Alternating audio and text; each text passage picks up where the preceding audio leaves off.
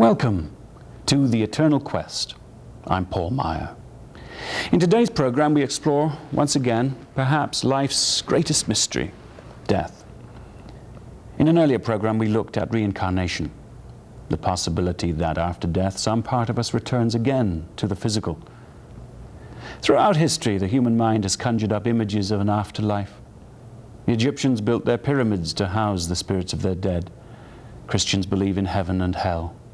Tibetan Buddhists believed that the death transition was important enough to make a very complete study of it. And in the 8th century, the great Buddhist master Padmasambhava was the first to put the Tibetan Book of the Dead, or Bardo Thodol, into writing. It was from this ancient work that author and lecturer Anton Grosz drew most of the material for his book, Letters to a Dying Friend, the subject of today's program. However, the motivation for writing Letters to a Dying Friend was a personal one. Anton Grosz was discussing with a personal friend his interest in the near-death experience. However, his friend, like many of us, was at best skeptical and at worst downright disbelieving. Unfortunately, the day after the book was finished, Grosz's friend suddenly died. However, whether death comes with or without warning, we have a chance to prepare for it. For many of us, our religious upbringing prescribes what we are to believe about life after death. But for many of us, this prescription, I'm afraid, offers a little less than we want to know. Grosz's friend never had the opportunity to benefit from the ideas presented in this book, but perhaps you and I can learn a little more about what might await us on the other side. Life can be so gay if you sing your troubles away. Keep your sunny side up, up high, the side that gets blue. If you have 9 suns in a row, baseball teams make money, you know. Keep your funny side up, up, up, let your laughter ring. Peter Donatelli was a good friend of mine. He was a beautiful man, and for a number of years we sang together in a barbershop quartet. We traveled around the country making music, telling jokes, making people happy, having a good time ourselves. And in a lot of the time that we spent together, we discussed things that were on our mind, things that we found of interest. For me, a lot of those subjects revolved around death return experiences that people had been reporting coming back from clinical death, proving that there was life beyond the body. Peter wouldn't listen to any of that. When you can bring back something, scientific proof, when you can bring back something in physical form that you can give to me, then I'll listen, he would say. Unfortunately, Peter died before I was able to put together the material in a way that I thought he would understand and accept. And that is the reason why I have written Letters to a Dying Friend. Dear friend, I hear you are dying, and I'd like you to understand what is about to happen. First of all, you must know that you are not alone. We are all dying. Yet even though death is inevitable, it is merely a physical thing, and so it only affects things that are physical. But life is more than a physical thing. What power in the heart of a seed can make it grow into a tree? Is a person less human if she is old and feeble? Where is love really hidden? Can anything truly buy happiness if it is not already inside you? Aren't you always you? For the very first time in the history of the world, both the Eastern mystical intuition and the Western scientific logic have come together to show that indeed there is life beyond the body. In 1975, Dr. Raymond Moody wrote a book called Life After Life, which discussed the death return experiences of 150 people who had been resuscitated from medical death, from clinical death, and had come back to say, hey, you're not going to believe what happened to me, but. And they all told stories of experiencing something that they hadn't expected to find and that they really couldn't relate to anyone in terms that seemed to make sense. Dr. Moody called those experiences near-death experiences. He reasoned that they were near death and not death experiences themselves, since the person came back. But it's interesting, our definition of death has changed over the years, and death itself is not a constant. Go back in your mind to the first time someone was saved and resuscitated from drowning. A victim is dragged up on the shore, someone gives mouth-to-mouth resuscitation, the person breathes again. Now, the very first time that happened, there's no question in my mind that people went running into the village saying, he's been raised from the dead. They raised someone from the dead. Well, what happened was that our definition of death changed. Not breathing no longer counted. Your heart had to stop beating. The only trouble with that is we learned how to jumpstart the heart. And so now your heart not beating doesn't count as death. Now we go to brain waves and we go to all kinds of electrical impulses, but these are not the limits either. The limit is a temporary one based on what medical science can do in keeping the body alive while the consciousness of the individual is no longer inside it. And so the people who have separated from their bodies and have come back to tell about it are indeed not experiencing near-death experiences, but truly a death return experience. The separation from the body of consciousness, you see, is what is actually the death process. And if medical science can learn to keep the inanimate body alive for even longer, they will get even more detailed pictures of what is happening on the other side of the veil that we call death. All those stories of life beyond death, those first-hand accounts of existence beyond the body which paralleled each other and led to the scientific community's rethinking of the very basis of life and reality, have something else in common as well. The vast majority of death return experiences describe with awe and wonderment scenes directly out of the Bardo Thoro, a mystic Tibetan book written 1,200 years ago on the other side of the world. The death experience occurs when an individual's consciousness separates from their bodies. A death return experience is one where that body has been resuscitated either through external assistance from a medical team or due to natural healing process of one form or another. The first thing that will be experienced by someone, let's say in a hospital room, if they have an out-of-body experience, a death experience, will be that they will find their consciousness viewing the scene from a different place. They may be looking down from underneath the ceiling, below the ceiling, seeing their body. They will be aware of everything that's going on around them. An experience that a lot of people have had is the tunnel, a long black tunnel which leads to a light, a very bright light.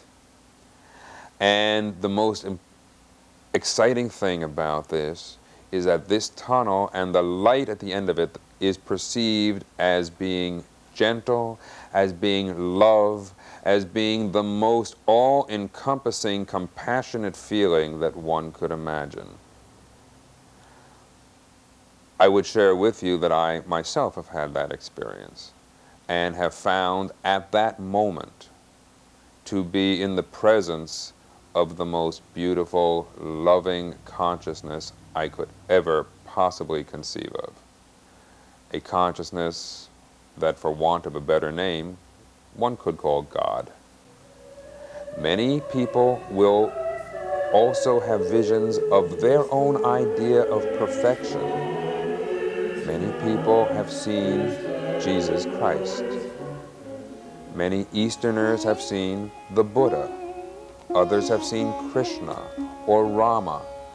Each person seeing the physical form of their own idea of God, their own idea of perfection. Now, in all cases of death return experience, the person has come back to their body. In some cases, they have visualized and seen bridges, and they've known that if they will cross that bridge, they will not come back. They hesitate for a moment, and they're suddenly drawn back into their body. Sometimes the being that they have met says to them, "It's not time, go back." And they do go back, but they have had an experience that has changed their life. You see, everyone who's had a death return experience, it has changed their life. And this is one of the ways you can tell if someone is truly telling a story they experienced or whether they're making it up. When you touch that core of perfection, when you realize that all people, no matter what they look like, no matter what their beliefs are, all have the same core of life, then you truly understand that we are all one. And then indeed, you have to live your life differently. It can't be any other way. The body which you will now have is a thought body, sometimes called an astral body. It is a thought body because all the forms which you are about to see and experience are your own thought forms. It is important that you recognize this fact and know that you are in the world of the spirit. Once you do, you can control the visions. Now can you see the value of the meditation exercises you have been doing lately? Each individual is a composite of all of the factors that go to make up his or her personality. You are a combination of your body, your possessions, your thoughts, your ideas. But all of these are adjectives. They aren't really who you are. When you die, your body and your possessions fall off. You don't take them with you. But your consciousness is still there. Your personality is still there. Your thoughts, your emotions are still there. And these travel with you into the next world, into the space that the Tibetans call the bardo. As a result, if you're looking for certain things, expecting certain things, you will find things and see things and experience things that other people do not. They'll find something else. They'll find things to go with their personalities. It's just the way it works. You see, that is a thought world. You create your own reality in the world we experience after the death of our bodies. It's like a dream. In a dream, it's all very real to you. If you're being chased by a pit bull and he's running after you and you trip and fall, and he jumps for you, you'll wake up, oh my God, I'm glad it was just a dream. In the world beyond the death of the body, there is no waking up, you see. You must be in control of that thought. There's a term that's known as lucid dreaming. It is the ability to control your dream. Now take that pit bull. If you are not in control, the pit bull comes and gets you. Your mind has created its own nightmare. And it's very, very real. If you are able to have a lucid dream, if that pit bull comes after you, you can say to yourself, wait a minute, this is my dream. I'm controlling what's happening here, and you can, in your mind's eye, put a fence between you and the pit bull. Or you can turn him into a chicken. Or you can get your pet polar bear to, beat him up for you. All of these things you can do if you're in control of your dream. The work which Padmasambhava put together is known in Tibetan as the Bardo Thodo. Bardo is the space in between, or intermediate state. It represents that space to which the consciousness will go after leaving the body. It's neither a heaven nor a hell. It's a space in between, sort of a way station. We really don't have a term for that in the English language, and so I've reintroduced the term bardo, and I think it probably makes more sense to refer to that space, that intermediate space, as the bardo than anything else. Thodo means book. Simple as that. And so you have now what he wrote called the Book of the Space in Between, or Book of the Intermediate State, which really doesn't say very much to Westerners, but said an awful lot to Tibetans who knew that there was life beyond the body. We in the West are left alone after we've died. The clergy is at our side, but once we have left the body, the sheet is pulled up, and they turn to comfort the family, which is all well and good, but we're left alone to, go who knows where. In Tibet, where they've made a study of this, made a science of it, the dying person has a lama at his bedside who knows exactly what is happening, who knows that they can hear after they've left their body, who can point out the signs as we slowly separate. It's not a sudden thing. You don't separate from your body like that unless you're in a major accident of some sort. It's a slow process, and little by little, if you're aware, you can tell in a natural death how this facility is being lost, how this faculty is slowing down, how this separation is occurring, and a natural transition can occur. The Tibetan knows all this and has the Lama to help them. The Lama will even gently but firmly press certain muscles and blood vessels on the side of the neck to allow the person to remain conscious and aware, out of pain, but conscious and aware, so that they know what's happening. Here in the West, we are drugged, we're hooked up to machinery, we have no one to guide us through, and we don't know what's going to happen next. This is the main reason why I wrote Letters to a Dying Friend. We in the West should know just as much about what's going to happen next as those in the East. The modern man and woman should not be separated from the reality of his own and her own life after death because we have been unable to put together information that has been around for thousands of years. It is very important that death be faced in as peaceful and relaxed a state as possible. As you pass through the stages from life to death, there will be decisions and choices for you to make, which will determine where your consciousness heads and what happens next. If you make those decisions motivated by fear, you could end up being led into situations you would not choose to experience.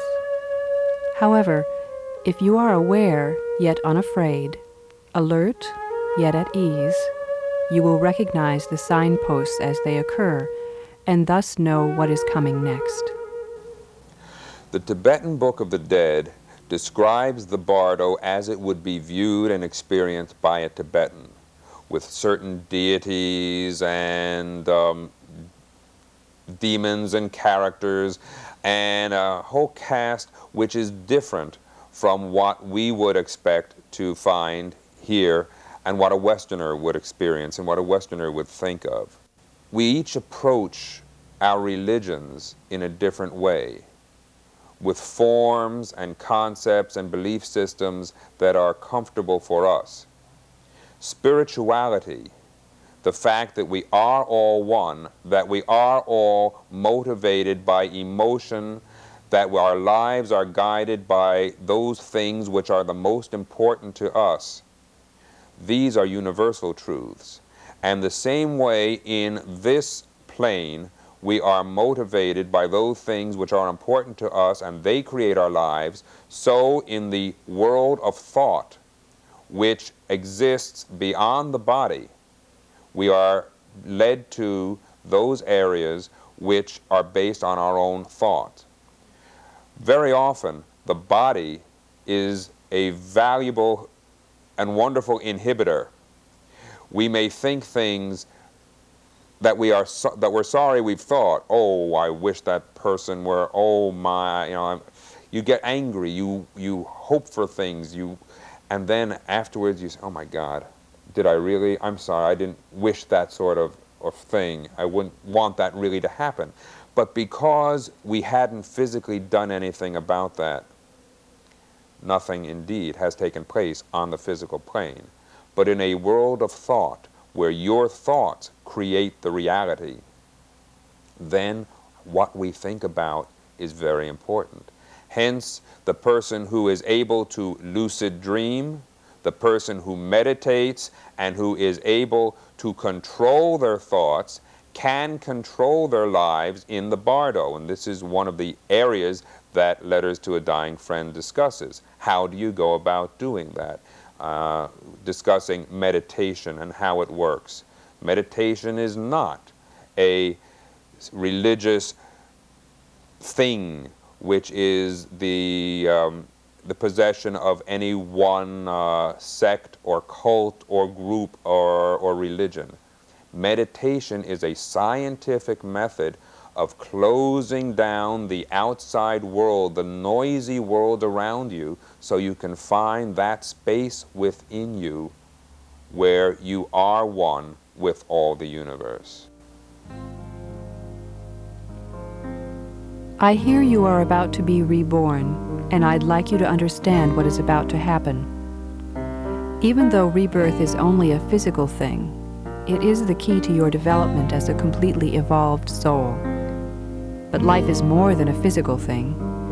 Here, between births, your consciousness is aware of the power in the heart of a seed that can make it grow into a tree. You know that love lives within your own heart, and that happiness is there as well, if you only know how to find it. And you know that you are always you, whether you remember it or not. Life beyond the body is a reality for all people, regardless of their spiritual beliefs or frames of reference. Jesus of Nazareth taught that as ye sow, so shall ye reap. The Hindu, the Buddhist, believe in karma. What goes around comes around. They're the same thing, different words, but the meaning is similar. The humanity of both is there. And both refer to the fact that the main purpose of life is how we view each other and the love and the compassion that we bring to our dealings with other people. Perhaps it's best said in the introduction to Letters to a Dying Friend by His Holiness the Dalai Lama. Letters to a Dying Friend is addressed to us all. Its underlying message is that we are all going to die, and with that in mind, we should now put our lives to the best use we can. So smile away your sorrow, play the game again tomorrow. Sit up high, sunny boy, you'll get by.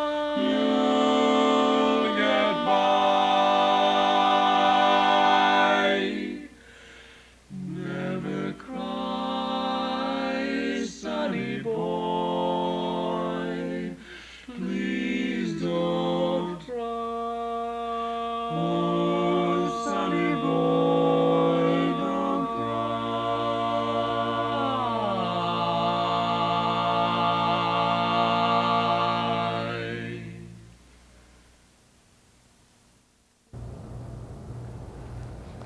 Since the publication of Letters to a Dying Friend, much progress has been made in the study of the near-death experience.